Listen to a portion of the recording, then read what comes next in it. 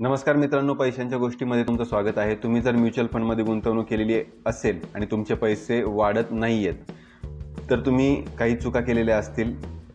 Number 1, तुम्ही mutual फंडचे फक्त शॉर्ट टर्म रिटर्न्स बघून फंड निवडलेले असेल। नंबर 2, SIP बंद करणं, तेही मार्केट डाऊन झाल्यावर, म्हणजे तुम्ही प्राइस ॲव्हरेजिंग थांबवताय। नंबर 3, डायव्हर्सिफिकेशन न करणे, म्हणजे सर्व पैसे एकाच फंडमध्ये गुंतवणूक करणे। आणि शेवटची चूक म्हणजे प्रॉपर गोल प्लॅनिंग न करता इन्व्हेस्टमेंट करणे। आता यापैकी तुम्ही कुठली चूक केलेली आहे किंवा इतर काही असेल तर मला कमेंटमध्ये नक्की सांगा। आणि तुम्हाला जर म्युच्युअल फंडमध्ये गुंतवणूक करायची असेल तर डिस्क्रिप्शनमध्ये मी व्हॉट्सअप डिटेल दिलेले आहे, मला संपर्क साधा।